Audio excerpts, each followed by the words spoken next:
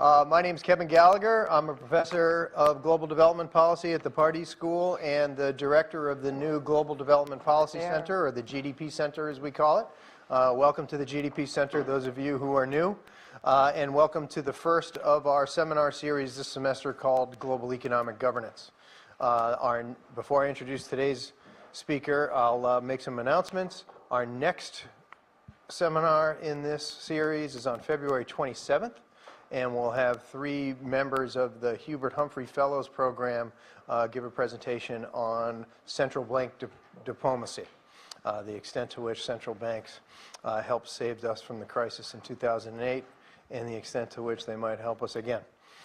So you're all invited to that. Go to the GDP Center webpage, www.bu.edu/GDP, and be sure to RSVP for these so that we know how much food to buy. And for those of you who are looking at this on the web, you can, we'll be webcasting every single one of these as well. Please come in and have a seat. Also, most of you got an invite today for our inauguration ceremony on February 28th for Ban Ki-moon. If you didn't RSVP for it, you should do it immediately if you haven't checked your email yet, because the seats are going to go probably by the end of the day, but some of you got a special invite today. So I'm really excited to have Ilene Grabel here talk to us about her brand new book. This is one of her first stops on her global book tour for her new book. Ilene Grabel is a professor of international finance at the Korbel School of International Affairs at the University of Denver. She's also been a long-time advisor to the United Nations on international economic affairs, and very much enmeshed not only in the scholarly work related to these institutions, but also in policy advice and in policy engagement. Her new book is called When Things Don't Fall Apart: Global Financial Governance and Development Finance in an Age of Productive Incoherence. And we'll learn about what productive incoherence is, according to Grabel, in a moment. I've had the pleasure to know her for a long time. She's taken a part in a lot of the projects that we've had here at the Global Economic Governance Initiative, which is part of the GDP Center now. And we're excited to have her back here at BU. I've asked her to talk for about a half hour. Please limit any questions that you might have during that half hour to things that are just clarifying. What are you talking about? But so that'll allow us to have a good amount of time afterwards for more dialogue, questions and answers, and we'll open that up, and if there's questions from the web, we'll take questions from you folks too. So I'm excited to have Ilene Grabel here. Please help me in welcoming her to the GDP Center. Thank you. Great. Thank you, Kevin. Thanks for that very generous introduction.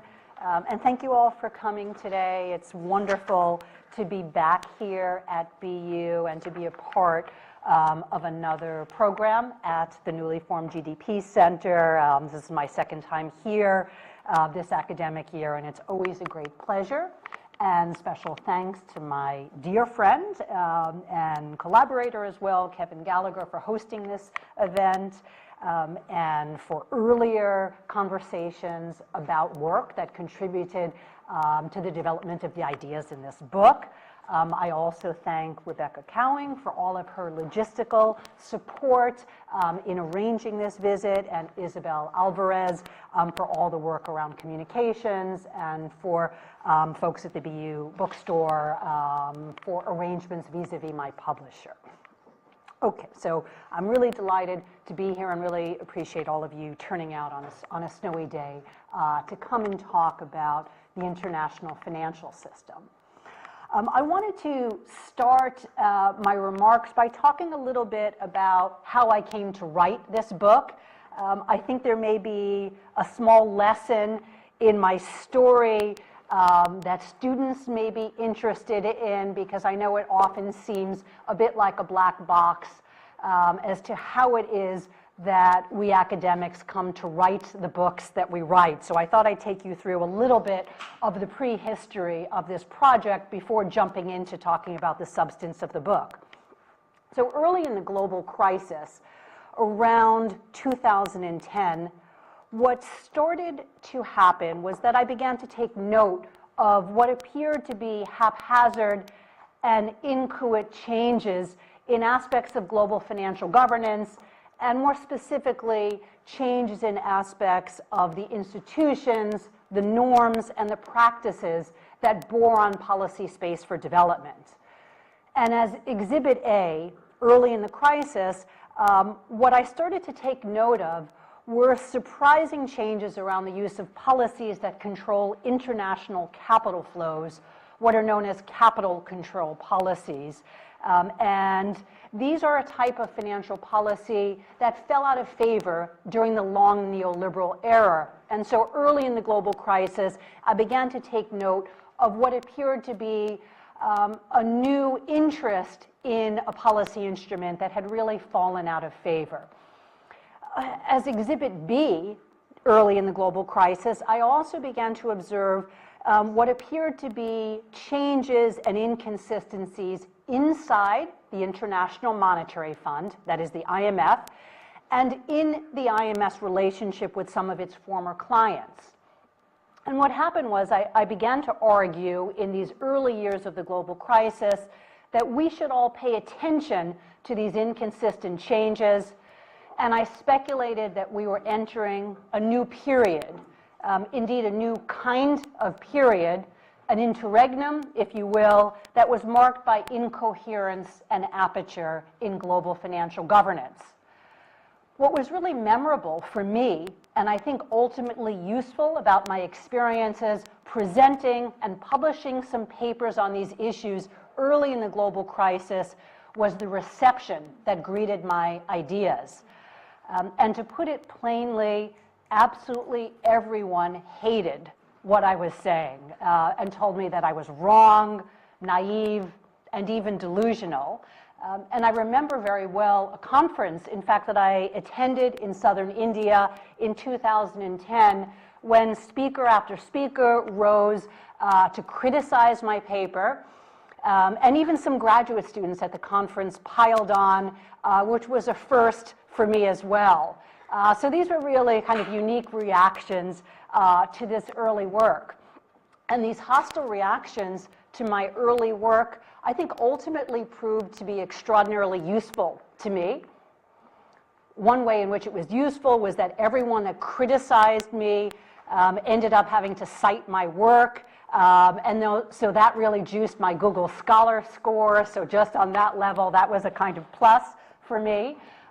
More importantly, these experiences that I had in terms of the resistance to these ideas, coupled with the unfolding events over the next 7 years of the global crisis, really convinced me of the need to clarify, to sharpen, and develop my central arguments, and more importantly, to really think very concretely about the essential matter of how to understand change in the economic, the social, the political, and the institutional realm. And the long crisis also gave me ample opportunity to broaden my gaze across the landscape of financial governance.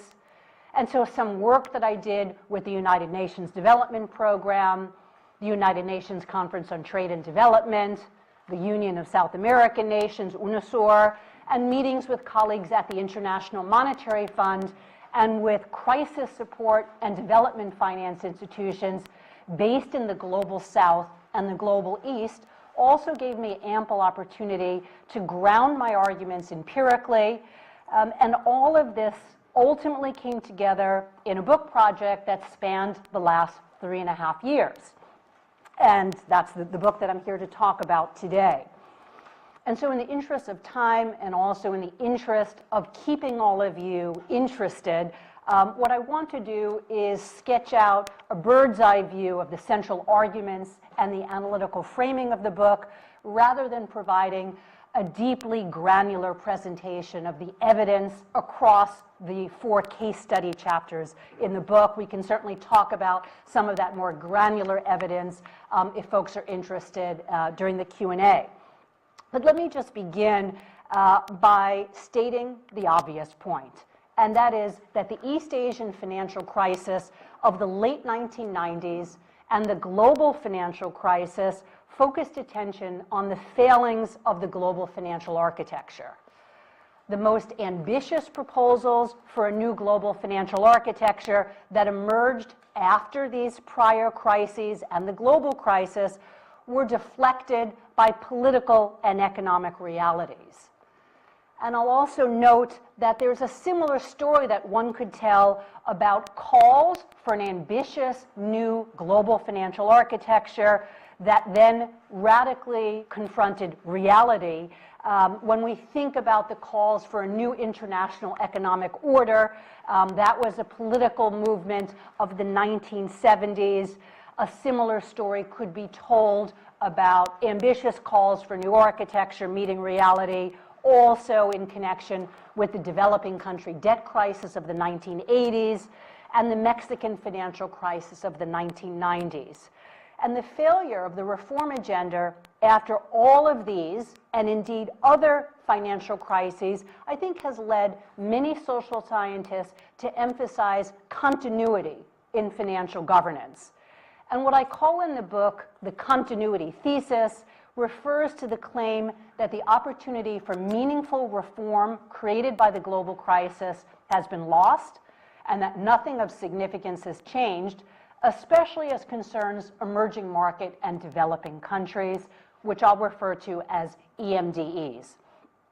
And what I argue in the book, and indeed one of the central organizing themes of the book, is that the continuity thesis is substantively mistaken. I show that the East Asian financial crisis, and especially the global financial crisis, catalyzed disparate, disconnected innovations across several dimensions of global financial governance. And I argue that these discontinuities matter deeply for EMDEs. But just to be clear, because I don't want to be misunderstood, what I am not arguing is that the global crisis has occasioned a radical regime shift from one regime of global financial governance to another regime of global financial governance. Indeed, it has not. What I show instead is that continuities are as salient today as are discontinuities in global financial governance. But I also argue, and this is really the key point, that a chief problem with the continuity thesis is that it understands change as systemic, enduring, and fundamental, as is exemplified in the Bretton Woods revolution or the neoliberal revolution. And it sees change as being all-encompassing, as we saw with these earlier clear regime shifts. And the only alternative to that is change that can only be seen as local, ameliorative, and fleeting. And so I think central to these two polar conceptions of change is the notion of regime displacement as the only and true test of change. Now, my chief goal in the book is to really respond to these polar views of change. And my chief goal is to defend what I call the productive incoherence thesis. What I argue is that the changes that we confront today appear as inconsistent, contradictory, uncoordinated, ad hoc, fragmented, and evolutionary. And it's in this sense that global financial governance, taken as a whole, I think can be seen today as incoherent. What we see is an unruly muscular pragmatism that's broken out in institutional design, governance, and policymaking. And the new spirit entails learning from experience and learning from others, both successes and failures, adjusting as necessary and in response to new challenges. And so the result so far has been the emergence of an increasingly dense, or what I term in the book, a pluripolar set of fledgling institutions of financial governance and a diversity of institutional and policy practices. And so pluripolarity, as I use the term, refers to increasing diversity, heterogeneity, and inconsistency within the landscape of global financial governance. I advance 3 principal claims in the book. The first claim is positive. The positive claim is that the Asian and especially the global financial crisis occasioned meaningful, though disconnected, ad hoc, partial, messy, and experimental discontinuities in several dimensions of global financial governance and developmental finance that are of particular salience to EMDEs. However, the empirical story that I tell is not one of wall-to-wall change. The second claim that I advance in the book is a normative claim. The normative claim is that the emergent incoherence is productive rather than debilitating. In the absence of an overarching, coherent model of financial governance, EMDEs are today experiencing an expansion in the room to experiment with new institutional forms and practices.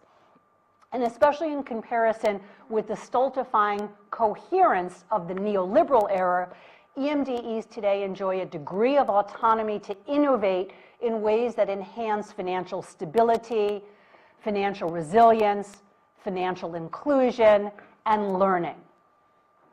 Emergent redundancy, as I call it, and networks of institutional cooperation that are emerging also increase financial resilience. The third claim that I advance in the book is that the emerging productive incoherence can be understood most fully within what I call a Hirschmanian mindset, by which I mean an understanding of social and regime change that's informed by Alberto Hirschman's key theoretical and epistemic commitments. Now, the alternative vision of change that I advance in the book, and which reflect key commitments that mark Hirschman's work, recognizes that meaningful change can and should come about through the proliferation of partial, limited, and pragmatic responses to the challenges and opportunities of our day, and as a consequence of often disconnected, ad hoc, experimental, and inconsistent adjustments in institutions and policies. Now, this vision turns our attention away from epical ruptures of the sort that occur infrequently, but that in fact receive a disproportionate amount of attention by scholars, and instead my approach turns attention toward more prevalent but prosaic, small-scale, and evolutionary changes as the wellspring of what can be meaningful transformations. In the Hirschmanian view, development is to be recognized as a series of transformations, each of which amounts to a social experiment that permits learning from error and learning from success, learning by doing and learning from others, processes of parallel experimentation, and processes of providential problem solving that are embodied in Hirschman's conception of what he termed the hiding hand.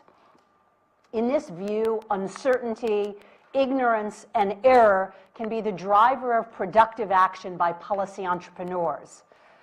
Moreover, central to Hirschman's conception of development as a process of social learning and of social experimentation is his rejection of the omniscient pretension that often leads social scientists to pre-narrate the future so as to prejudge the outcomes of interventions, and relatedly to parse any changes ex ante as being either, quote, fundamental or, quote, superficial in nature. And finally, let me invoke Hirschman's view that experimental failures can leave in their wake vital linkages, side effects, and knowledge that may be available for and enable subsequent endeavors. And so following an examination in the book of what I see as the most salient aspect of Albert Hirschman's work for my own project, I explore the contradictory effects of the East Asian financial crisis of the late 1990s. And I argue that the East Asian financial crisis laid the groundwork for developments associated with the global financial crisis. And then in the book's 4 empirical chapters, I examine areas of financial governance across which we find continuities, discontinuities, and in some cases, ambiguities. And I'll just highlight now some of the empirical claims that I advance across these four different empirical terrains. One area that I examine is transnational governance networks, specifically the expansion of the Leaders Group of 8 into the Leaders Group of 20 in 2008, the broadening of the finance ministers and central banks network, and the expansion in the membership and the mandate of the Financial Stability Board, which is another financial governance network. All of these networks now include EMDE representatives. Now, I think we can all agree that these governance networks have been to this point unimaginative, timid, they lack enforcement capacity, though they're somewhat more inclusive of EMDEs than were their predecessors. These governance networks are often taken as Exhibit A in the case for continuity. But I think we would do well not to dismiss these governance networks prematurely. We should see them instead as fora in which EMDE policymakers promote dialogue, build relationships and coalitions, learn from one another, and refine their capacities to maneuver on the international stage and to maneuver within international and multilateral institutions. And so these networks may have what Hirschman called side effects, beneficial side effects. Indeed, there's evidence that some EMDE members of these networks successfully use the leverage and the coalitions that they built to increase their positive and their negative influence in the Bretton Woods institutions during the global crisis, as Kevin and others have shown in their work. A second case that I examine in greater depth in the book is the case of the International Monetary Fund, the IMF. The global crisis has had complex and uneven effects on the IMF. In terms of continuities around the IMF, we can see that the crisis restored the IMF's coffers and its central role in crisis management. The IMF's assistance packages during the global crisis also followed a well-rehearsed pro-cyclical script, meaning that the assistance packages enforced restrictive macroeconomic policies during crises, as has long been the case with IMF assistance packages. It is also the case in the realm of continuity that EMDEs secured only very modest voting share increases at the Bretton Woods institutions during the crisis, and the US and Europe continue to exercise disproportionate influence at both of these institutions during the crisis. I'll also note that Trump's Treasury team is marked by the Trump administration's signature hostility to multilateral organizations, and this is certainly likely to translate into reduced US influence with and engagement with the Bretton Woods institutions, and indeed there are already signs of decreased US engagement and influence at the Bretton Woods institutions under the Trump administration. However, even before the US election, important discontinuities had emerged at the IMF. In terms of discontinuities during the global crisis, what we see, and what I argue in the book, is that IMF leadership, research staff, and staff working with countries in crisis normalized the use of capital controls during the global crisis. Other discontinuities are also worth mentioning. Another important discontinuity is that EMDEs twice during the global crisis took on the unprecedented step of lending money to the IMF rather than borrowing from the institution. It's also the case that the IMF's client base shifted during the global crisis toward the European periphery and away from EMDEs. There was also evidence of tension between the IMF and Eurozone authorities during the crisis on matters of debt sustainability in the Greek case. on the decision to grant exceptional access in the larger Eurozone loan packages, and on the most severe forms of austerity in some crisis countries. And indeed, there was also conflict between the IMF and Eurozone authorities on the matter of maintaining the link to the euro in peripheral European economies. In addition, the global crisis also opened channels of influence for particular countries from EMDEs, particularly China, such that what's happened during the global crisis is that there have been mechanisms whereby EMDs have increased their informal influence at the institution, and what appears to be a new informal norm at the IMF has emerged, in which key positions at the IMF, including the #2 leadership position at the institution, is given to representatives of EMDEs, particularly China. Indeed, there have been on 3 occasions during the global crisis when former PBOC executives have been, a succession of which have been given the #2 position at the International Monetary Fund, and this seems to be a kind of new informal leadership norm at the institution that has emerged during the global crisis. We also find inconsistency between the rhetoric coming from the IMF, its research, and its practice. And in the book, I call these gaps between IMF rhetoric, research, and practice ambiguities. And I explore in some depth in the book several key areas of ambiguity at the IMF that have emerged and expanded during the global crisis. Some are in the realm of work on the matter of inequality, others on the matter of front-loaded fiscal consolidation, particularly during crises. Now, in my view, the gap between rhetoric, research, and practice reflects not just public relations on the part of the IMF, surely that's part of it, but also reflects, I think, increasing contestation and confusion within the IMF. Now, productive incoherence is also reflected in innovations in financial governance architectures within EMDEs.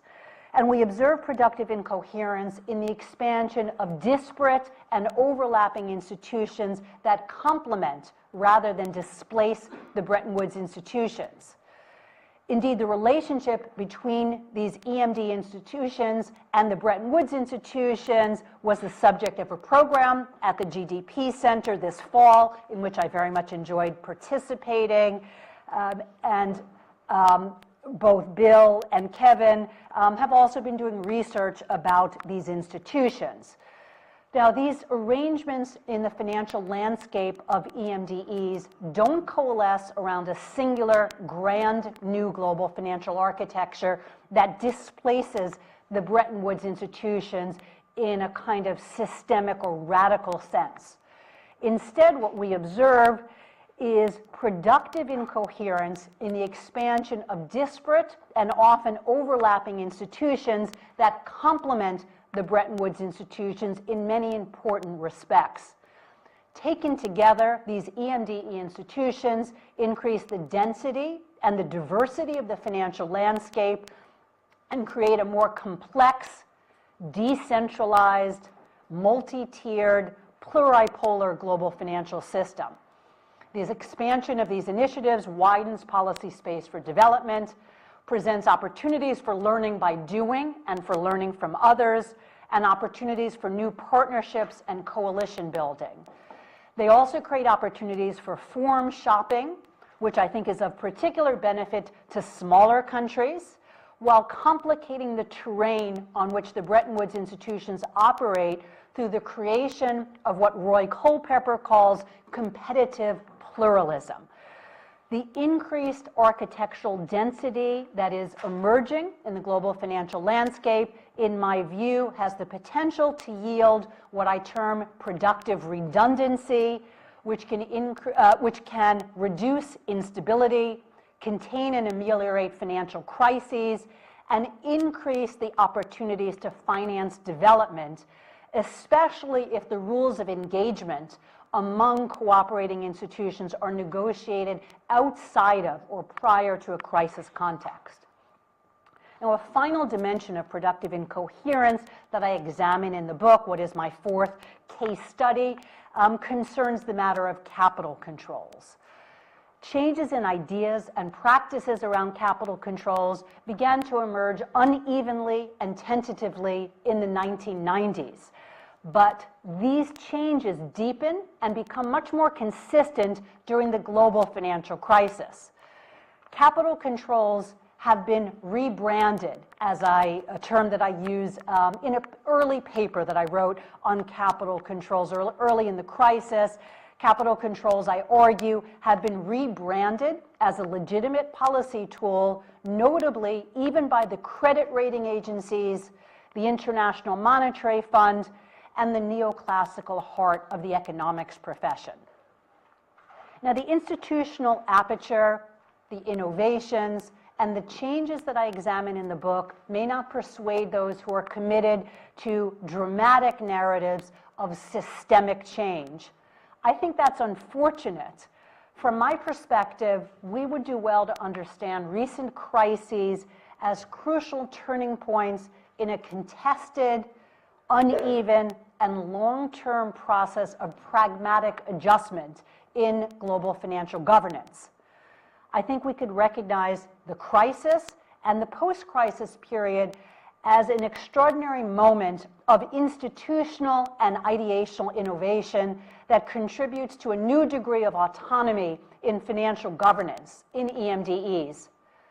Many of the innovations that I examine in the book might come across as prosaic and even trivial, but that, for me, is the central Hirschmanian point, that the small, the disparate, and the seemingly trivial, the experimental, these must not be discounted in advance because they don't amount to much, because they're not the embodiment of some overarching or grand plan, because they're not easily or readily scalable, or because they're paltry when compared to the magnitude of the problems confronting EMDEs. And so in this perspective, the absence of a new ism, if you will, to replace neoliberalism is in fact a vitally important virtue that expands the terrain of policy and institutional experimentation. I want to reemphasize at this point that the discontinuities that I've mentioned don't displace neoliberalism. They don't displace the power of the global financial community. They don't displace the IMF. And they don't displace the structural power of the US and of the US dollar. They also don't inoculate EMDEs against downturns, capital flight, currency instability, or crises. But I think they do amount to something, and that something is the evolution of a system of financial governance that encompasses neoliberal and non-neoliberal features, that bears heavily on the geographic reach, the influence, and the internal governance of key actors, and that is generating a pluripolar and multi-level set of arrangements which provide EMDEs with a degree of policy space that they didn't enjoy during the long neoliberal era. And so a non-coherent system is one that I think is better apt to support the diversity and the experimentation that's necessary to promote social learning and autonomy promoting development. The current era is marked by an increased reliance on ad hoc, problem-driven responses and experimentation in response to pragmatic, pressing problems that face policymakers. And I think after decades of neoliberal coherence, this is a really welcome deviation. Now, it would be irresponsible of me to not also emphasize the potential dangers associated with incoherence. And indeed, I turn to the matter of the risks of incoherence in the concluding chapter of the book.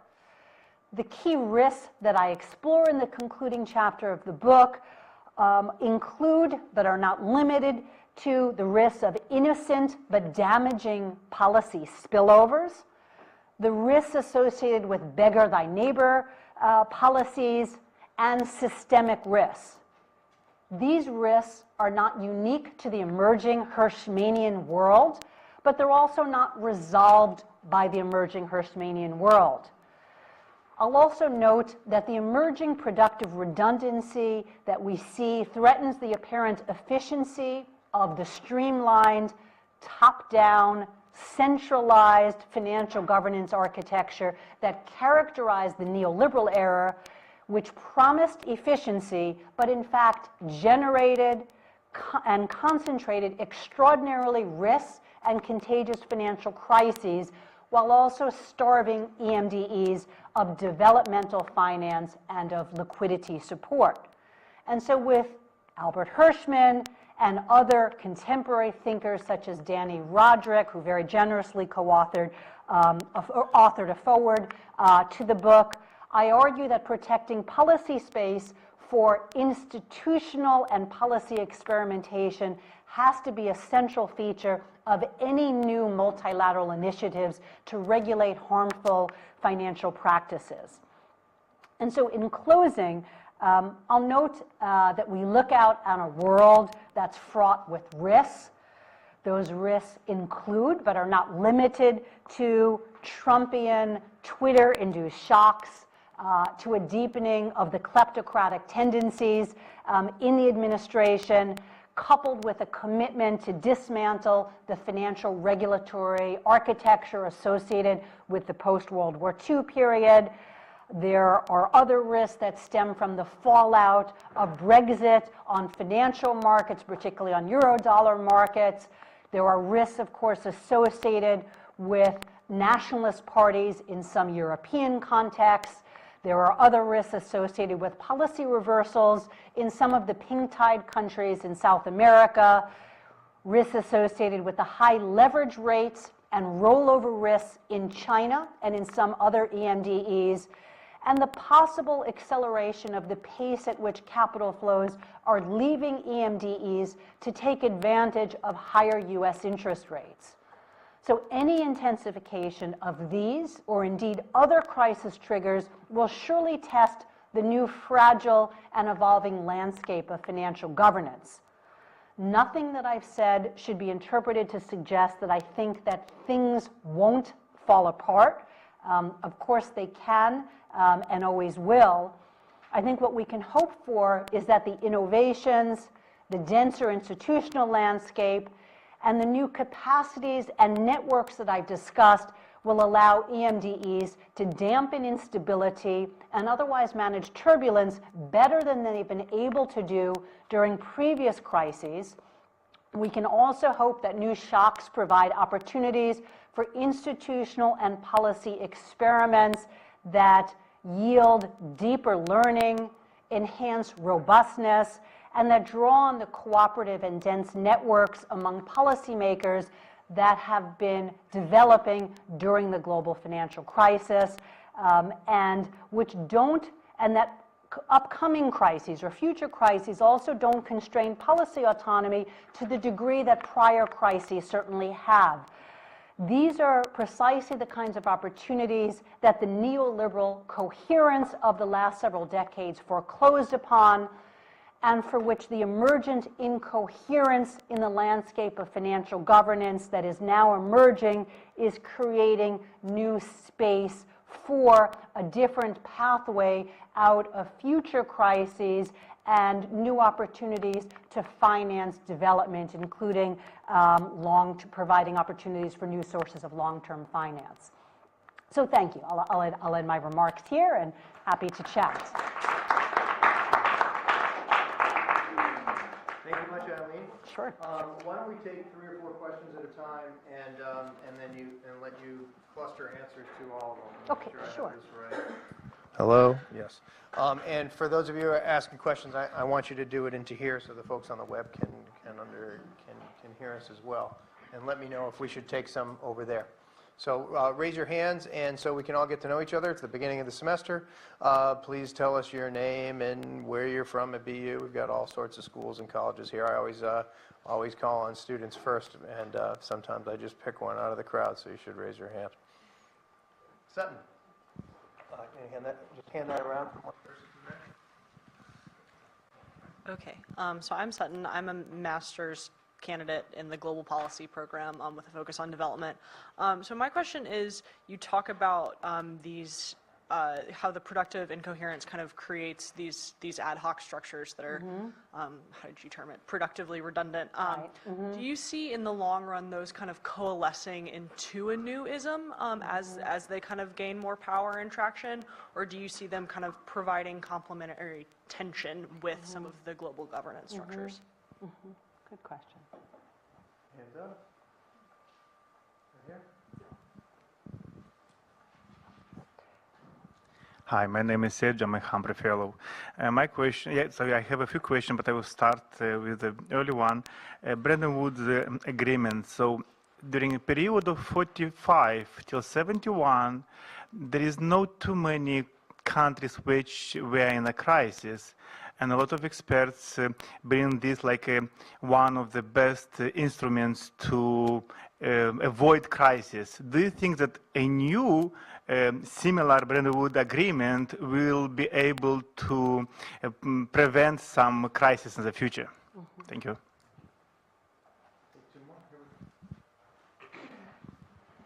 Hi, I'm Danny. I'm a master's candidate in the global policy focusing on development.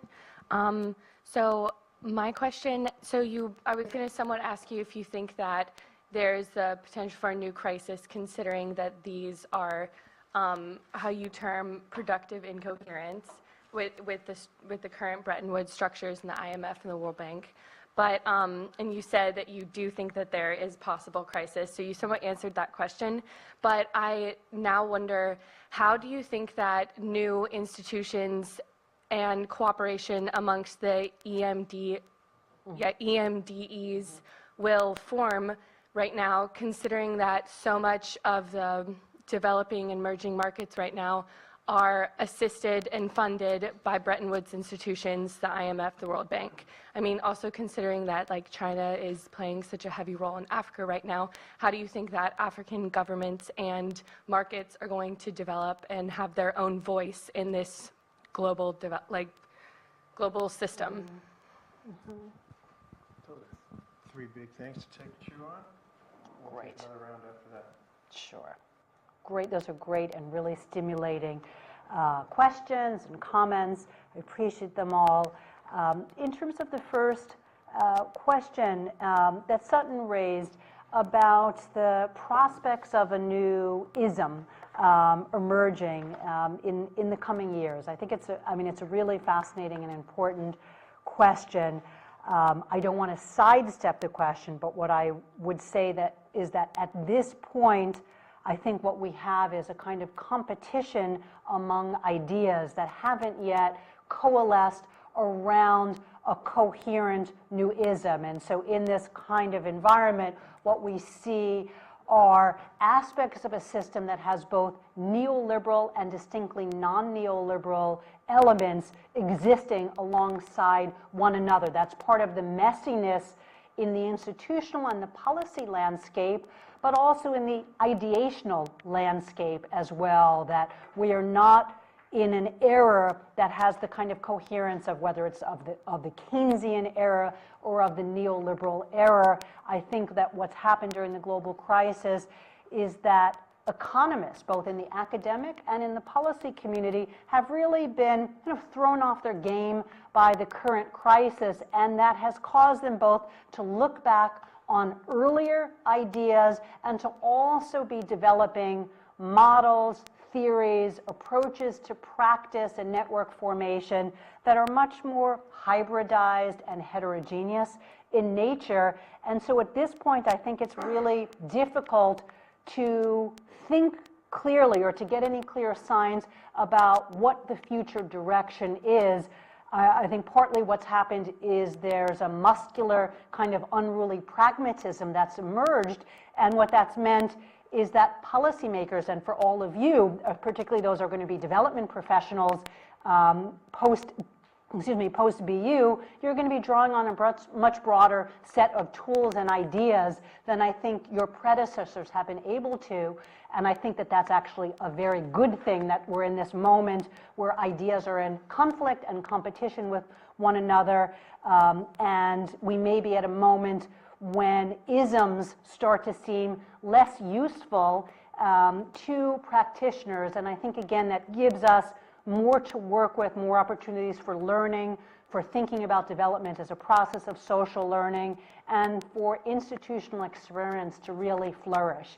There was a very interesting article indeed on this subject in Business Week about 2 weeks ago that was occasioned by the theme of this year's World Economic Forum, which was on fracturing, which I thought was really timely. And then I was really gratified that the author of that article did a little PR for my book, I was really grateful for that. But essentially, he used the phrase, this was an article by Peter Coy, about this being a moment where 1,000 flowers are blooming, which I think leads to better policy practice and also makes this an exciting time for all of you to be pursuing your careers. So thanks for that. The second question that was raised, which I think is also a really interesting one, is, are we on the brink of a new Bretton Woods? And indeed, that's a question that I think has preoccupied policymakers and academics since the start of the global crisis, and indeed in the early moments of the global crisis, when the leaders G8 was transformed into the leaders G20, Britain's representative to the G20 actually spoke very optimistically about being on the brink of a Bretton Woods II moment. And indeed, he predicted that we were on the brink of a Bretton Woods II moment. And certainly, a number of academics also raised questions about whether or not there was such a rupture to our ways of thinking about the global financial system, the ways of doing business, that also suggested that we're on this moment of a regime shift from Bretton Woods I, that is the post-World War II era, to a new Bretton Woods. Those calls, of course, turned out to be premature. So the kind of ambitions of a Bretton Woods II that mostly dominated discussion in 2009 and 2010 very quickly dissipated as, I think, calls for new financial architecture met political and economic realities and inertia, and we did not end up with a Bretton Woods II. That is a shift from one regime of financial governance to another. For me, that's not something to be bemoaned. A couple of reasons why. One is that if we think really carefully and honestly, even about Bretton Woods, what we know is that that was a long-term process. Most analysts think about Bretton Woods as a kind of moment in time, as a radical regime shift occasioned by the Great Depression and World War II. Many of you have read the work of Eric Helleiner, who is also a frequent visitor to the school and to this fall's GDP Center events. He's written very persuasively in ways that I think correct the common misapprehensions about Bretton Woods, essentially arguing that we should also understand Bretton Woods as a long-term process that took quite a while to instantiate, and one which was also associated with conflict among key actors and can only be understood in a particular historical, institutional, and political context. And so certainly we don't even want to think about the Bretton Woods period as neatly and cleanly as some analysts suggest we should. But nevertheless, when we think about the current era, to return more specifically to the question that was posed, are we on the brink of a Bretton Woods II? At this point, I would say probably not. What we see is a kind of unevenness emerging where there are new institutions, new networks, new practices that are coexisting with the reassertion of old networks, old institutions, old sources of power, old ideas. So this messiness that's emerging is very different from a kind of world where we have a shift from one regime of financial governance to another. In fact, however, I think that this kind of messy, evolutionary, uneven, experimental process of change is historically more common than is a story about radical regime shift. It's also safer, more autonomy protecting, more promoting of development, more promoting of coalition building and of processes of experimentation, more supportive of financial resilience, such that I think the kind of messy and uneven evolution that we are observing, which I refer to as productive incoherence, is actually a framework for change that's much more, I think, in keeping with many of the kind of normative commitments that I imagine that we all share. So thank you for that question. The third question that was raised about the potential triggers of new crises on the horizon and what they might mean for the new kinds of institutions and networks that are emerging, particularly from the perspective of the African continent. So a really important set of issues was raised there as well. What we are seeing, before turning to Africa in particular, but I would say that my general reaction to this question is that we are already seeing signs during the global crisis of a deepening of new networks of cooperation and of new kinds of institutional relationships between old actors like the Bretton Woods institutions and newer institutions based in EMDEs. A little backstory here. During the East Asian financial crisis of the 1990s, there were calls for a new global financial architecture, as I mentioned at the beginning of my remarks. In that context, that is in 1997, when the East Asian crisis first emerged, there was a proposal for the creation of an Asian monetary fund. It was a proposal associated with Japan's Prime Minister Miyazawa. The politics around that proposal were really fascinating and had been very well studied by political scientists in particular, and essentially, to make a long story short, or a medium-range story short, almost as soon as the proposal for an Asian monetary fund, which was to be an alternative to the International Monetary Fund, when that proposal was launched, it was very quickly killed through the combined efforts of the U.S. and the Chinese government in particular, and the U.S. Treasury and the IMF also played no small part in essentially squashing that initiative, because the Asian Monetary Fund was seen as a threat to the Bretton Woods institutions, particularly the IMF. And so there was some very interesting maneuvering that essentially put that proposal sort of out of discussion very, very quickly. The IMF greeted that institution, as did the U.S. Treasury, as hostile. If we fast forward to the global financial crisis, the IMF has had a very, very different reaction to institutions in EMDEs. Indeed, during the global crisis, the IMF has welcomed dialogue with EMDEs and indeed has developed a lot of research programs in partnership with representatives of liquidity support institutions, that is, institutions that provide crisis finance to EMDEs and which are based in the global South and East, and has also engaged in dialogue with institutions that we usually call development banks, institutions which provide long-term finance, such as finance for infrastructure. And so instead of seeing those institutions as competitors to be squashed, the IMF has been studying those institutions, inviting representatives of those institutions for the first time in the IMF's history to meet initially on the sidelines of the IMF's fall meetings, and I had the privilege 2 years ago of attending a meeting here at the Pardee School, in fact, where representatives of many of these EMD institutions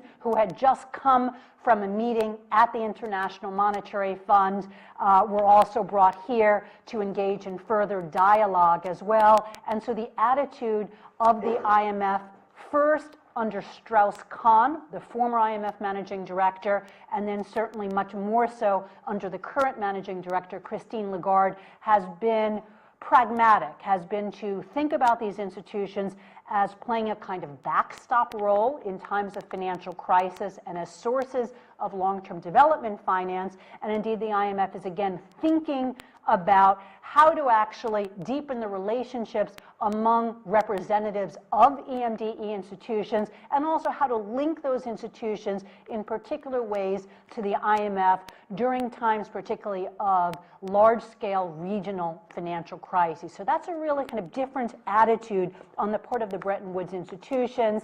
And indeed, the IMF this summer, it was in July, started to have a formal dialogue around the development of what they're calling a policy coordination instrument, the PCI. The IMF is good at inventing new acronyms. Essentially, this is a proposal developed on the executive board level that involves the IMF in thinking through in a systematic way what is the nature of any relationship to these institutions, under what terms might the IMF provide backstop finance, who designs the terms of support, who plays the lead role during crises. There's obviously much to be worked out in that regard, and certainly the Eurozone financial crisis, where those kinds of relationships of cooperation were not discussed in advance. That is to say, how does the IMF relate to its partners in the Eurozone? That's obviously been a real disaster for recipients of support, countries like Greece, but it's also complicated the IMF's relationship to its Eurozone counterparts, as has been apparent in a number of the reports issued by the Independent Evaluation Office of the IMF, which has really taken very seriously these governance issues within what was called the European Troika. So the IMF, I think, is now trying to get ahead of those issues should there be the development of crises in EMDEs in the coming years. In terms of the more sort of specific, granular aspect of your question about what does all this mean for countries on the African continent, what I'll note is that in the chapter of my book that looks very closely at the financial landscape of EMDEs. It's the 6th chapter. It's essentially the chapter that maps the landscape of liquidity support and development finance institutions in the global South and East. I have a short discussion by way of, I don't want to say apology, but acknowledgement, and that is that I have little to say about institutions emerging on the African continent. So a lot of the cases that I examine in my research and that other colleagues here and elsewhere examine focus on the deepening of old institutions and the deepening capacities and creation of new institutions in Latin America, in Asia, in the Middle East and North Africa, in Eurasia. And what we in fact find when we turn our gaze to the African continent is that institutions of liquidity support have not evolved on the African continent, and that there has been little innovation in development finance architectures on the part of African countries themselves. And so they have been, let's say, a slower participant in the evolving changes in the EMDE financial landscape. Certainly, some development banks in the context of South Africa have engaged in some degree of innovation. South Africa is a member of the BRICS, and so in that sense is a member of the BRICS New Development Bank, and so that's one way in which one country, obviously a very large African country, has participated in transforming the global financial landscape, but obviously that's one country that we're talking about. And I think that where financial innovation has been more exciting and faster paced on the African continent has to do with another dimension of the financial architecture, and that is in the realm of currency and exchange rate arrangements, where there's been some more dialogue about proposals, rather than decisions taken, but more dialogue about proposals to create new mechanisms of exchange rate and monetary coordination among some West African countries and also among East African countries. That's the space in which financial innovation has largely been proceeding. But of course, as Danny mentioned, it certainly is the case that something which is very new on the African continent is China as a hugely important source of development finance, of long-term finance for infrastructure, among other long-term projects.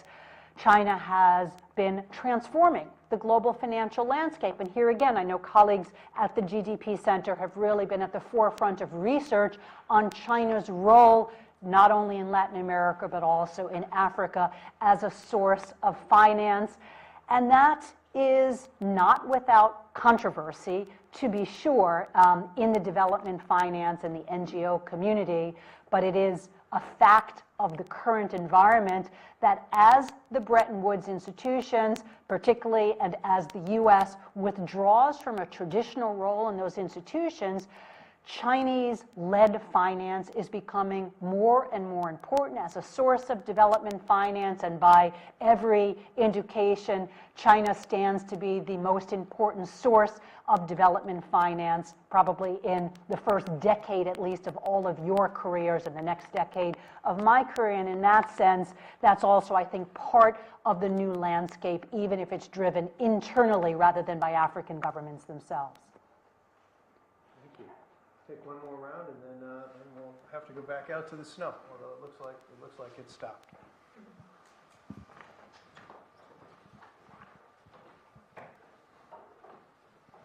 There you go. Please remember to introduce yourself. Hi, I'm Molly. I'm also part of the Master's Program for Global Policy with a specialization in development.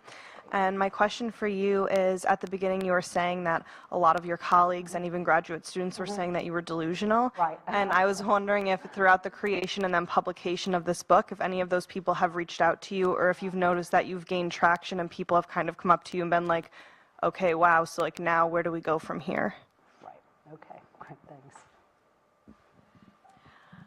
My name is Sarah. I'm also a global policy student with a focus on development. And you mentioned in your last response that Bretton Woods institutions are now more cooperative with EMDE institutions. And my gut reaction is that's a great step forward, as that's good for development and things like that. Do you envision that being detrimental at all? Could there be any sort of repercussions to such cooperation, either for Bretton Woods institutes or EMDE institutions, things like that? Sure. Hi, I'm Gabriel. I'm doing a BA/MA in International Relations and also a BA in Economics.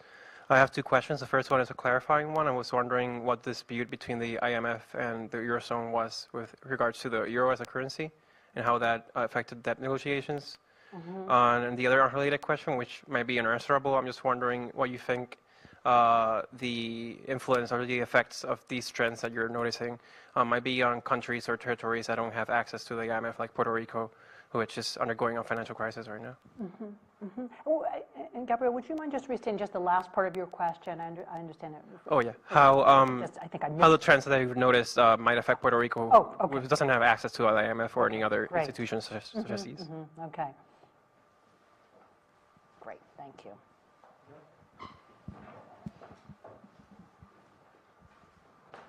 Thank you.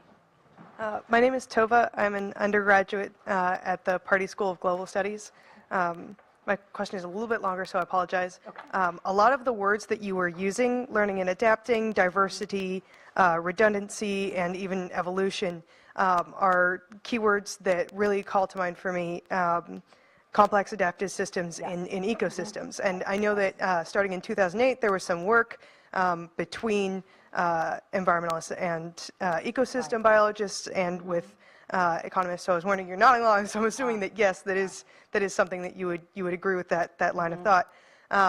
But then, sort of following up to that, you talked at the end of the last question and answer session about China and their role. So, a lot of their projects that they're funding are not super great in terms of environmental or human rights impacts. So would you consider this nonetheless a step in the right direction, as you said, like an evolution, that eventually it shall improve? Or do you think that we have to kind of abandon that normative control that we might have had through Bretton Woods institutions? Yeah, sure. Good. Good. Great. I can see why you love teaching here, Kevin. Such fantastic questions, obviously, from a little more fun in April, but... Yes, okay, fair enough, but okay. Having to stay indoors keeps people thinking and reading, so that's also a plus. Great. So it's a great set of comments and questions.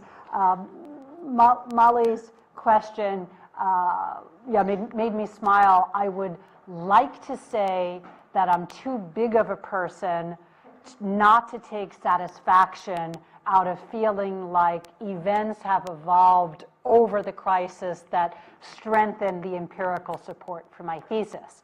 However, I have to confess that I'm a very small person, and I have taken some satisfaction in that. And indeed, it's been interesting to see some of my colleagues' ideas evolve around this issue, and I would say that some that were very skeptical and dismissive, not just of my own work, but of what do the BRICS mean? What should we think about the BRICS? What should we think about any of these developments? What should we think about the way in which the IMF acted to a degree as an agency of restraint over the Eurozone authorities that were even more committed to the most extreme forms of neoliberalism, what some have called ordoliberalism in the Eurozone countries? What should we think about those developments? And indeed, I would say that a number of colleagues who were very skeptical about whether or not any such changes were taking place and whether they actually mattered or not, and we add them up. I think a number have come to take these changes as a whole as being more significant in nature. So I think there has been some degree of intellectual shift by social scientists in thinking about what's going on. And that's largely because I think the weight of evidence is becoming so great that it's become harder and harder to ignore, write off, or dismiss. Having said that, there certainly are colleagues that nevertheless I think remain committed to grand narratives of change and to this kind of traditional notion that what change involves is a radical regime shift, and that the only way we would really see change is if the Chinese currency, the RMB, displaced the dollar as a global currency. That has not happened, not likely to happen in the short or medium term. And I think for some social scientists, that kind of is retained as the true test of change, and obviously not a test of change that I find compelling or meaningful. But I'd say, yeah, some openness intellectually I think has emerged. So thanks for that.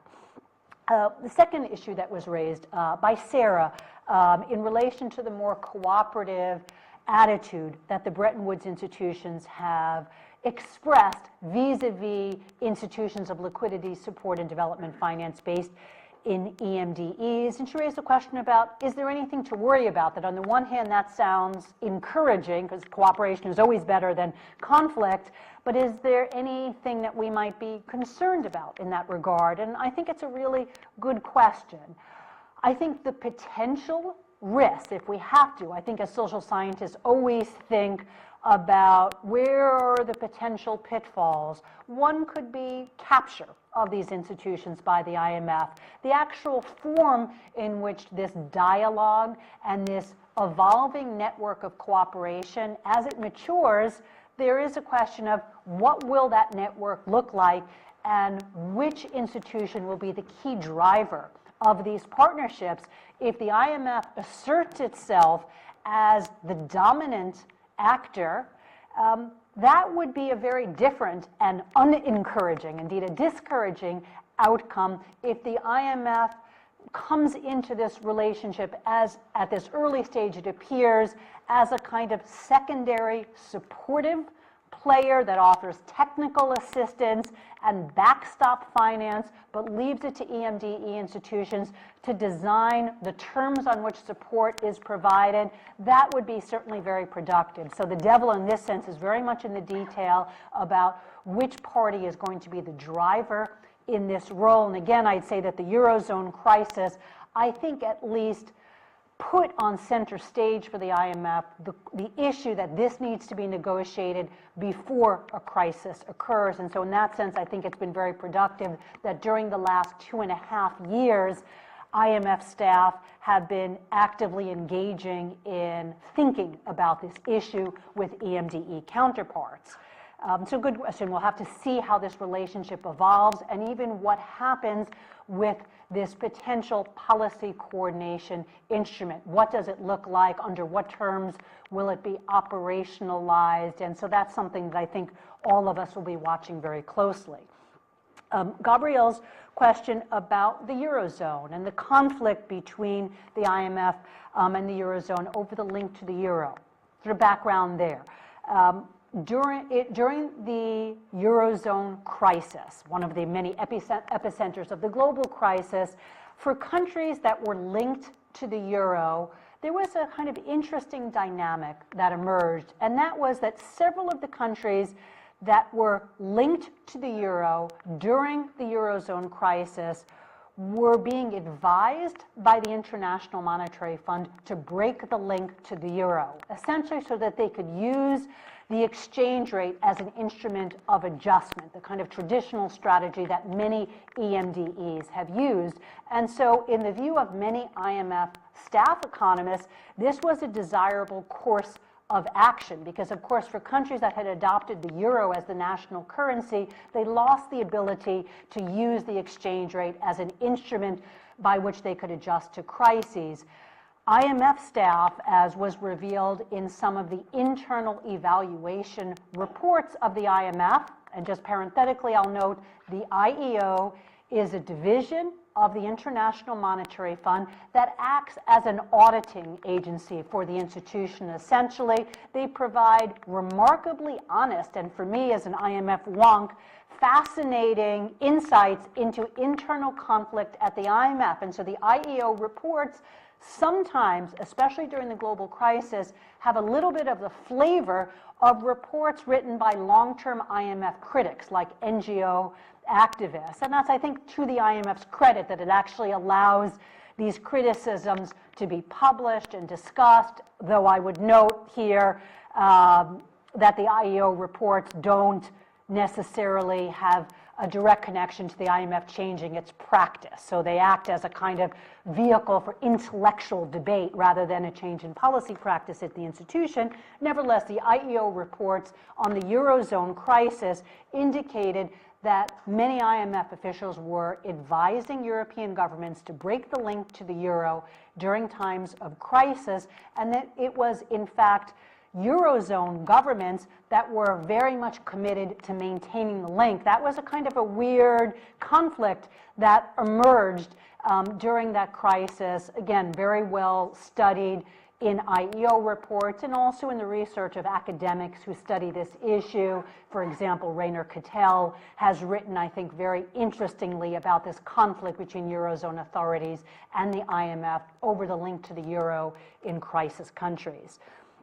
Gabriel's other question about the Puerto Rican context is a really interesting one. As he rightly notes, Puerto Rico does not have access to IMF support, which is both a blessing and a curse for Puerto Rico. And indeed, there have been some discussions during the unfolding Puerto Rican crisis about whether the IMF should develop a policy instrument that is appropriate for Puerto Rico. It has not happened in this context.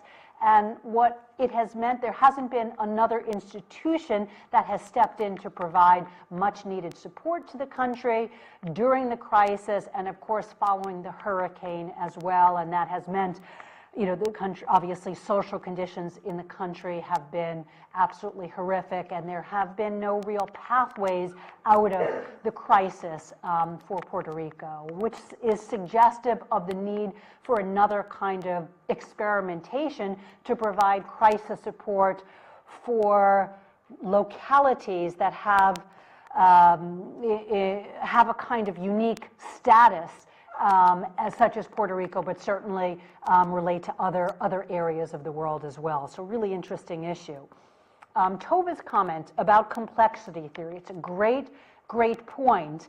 I don't want to suggest that I have anticipated every profound observation that people have made, but I'll just note, since you haven't had a chance to read the book yet, but hope you will, that in my discussion of Albert Hirschman's work in the book, I have one chapter that's really devoted to a very systemic examination of his work. I argue that in some sense he anticipates the emergence of complexity theory, which is a very sort of recent area of research in economics, in environmental science, and some other physical and biological sciences. And so some of the work that Hirschman does, in many respects, I think, presages contemporary research on complexity theory and on complex adaptive systems. And that research on complexity theory, as Tova rightly notes, has been very, very influential in discussions of environmental governance, in climate change governance. There's an excellent edited book that uses complexity theory as a framework to think about environmental governance as well. Some wonderful research by Levin et al. On what they call wicked and super wicked problems that actually explores the relevance of complexity theory for thinking about environmental governance. And I think Hirschman's kind of early work in the 1940s through the late 1980s and early 1990s on complexity, on parallel experimentation, on learning by doing, on what he calls the hiding hand, which is essentially learning from adversity, I think all provide kind of markers toward that ultimately lead toward or are consistent with insights about contemporary complexity theory. So I'm really glad that you brought that up. In some of Hirschman's work, I would also note with Charles Lindblom, the political scientist, they wrote about muddling through, which is a concept that Charles Lindblom developed, but then Albert Hirschman wrote a paper with Charles Lindblom, essentially saying that the mindset of policymakers should be to muddle through. That was the phrase that was used, and Hirschman and Lindblom write about muddling through as the approach for public policy, which again, I think is very much consistent with how we think today about the language of complex adaptive systems. So really interesting issue. The other issue that Tova raised about the environmental and human rights record associated with Chinese finance. That's obviously an undeniably important issue, and in much research, and again, I would point to my colleague Kevin on my right, much research on Chinese finance by Kevin and other colleagues that have really dug into this matter in a really serious way, suggests that yes, this is something that we must be extremely concerned about. China's record on lending, even in the domestic context, let alone the new international face of Chinese lending, does not have the greenest footprint, to say the least. And of course, when we look at human rights issues, there are obviously very serious concerns about finance going toward countries that have quite unsavory human rights records. I would note, having acknowledged those facts, that much the same could be said about World Bank lending and lending that's gone through the Bretton Woods institutions that has also, in many occasions, gone to countries that have been friendly to the United States and which don't have a very savory human rights record, and a lot of World Bank lending, despite the 2013 prohibition on providing finance for coal-fired power plants. Many studies of World Bank financing and of some of the institutions like the Asian Development Bank or the Inter-American Development Bank, the kind of cousins of the World Bank, have also provided more support than one would want for non-green forms of energy provision. And so much of the challenge that faces Chinese finance has also dogged the Bretton Woods institutions. And I think both kinds of institutions have been grappling with this question of how to make green finance more economically sustainable. And that remains a huge issue, particularly when you're talking about the poorest clients of Chinese finance and of World Bank finance. And that's something that I think environmental activists have to really stay on, both the Bretton Woods institutions and Chinese finance as well, to really examine this very closely and to kind of continue to press the case that this finance needs to be as green as possible, and to think about what are the rewards for greening finance by the newer institutions that have been created. Thanks a lot, Professor.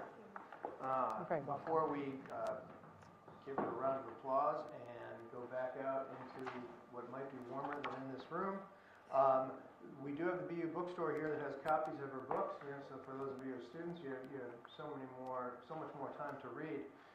So just to make a case that this one should be on the top, for those of you who are in my class, I'm asking you to read a lot of the work by Danny Broderick, who's on our advisory board, and he writes the introduction to this book.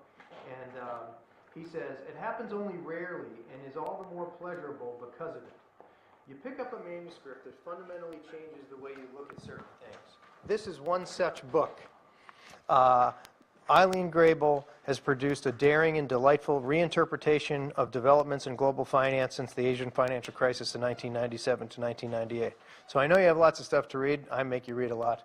But this one, according to Danny Roderick, and I think from the short dose that we got here, is well worth it. So I invite you to pick up a copy of the book on your way out, or go on the net and get it. Please help me in thanking Ilene Grabel for kicking off our seminar series. Thank you all. Thanks for the great comments.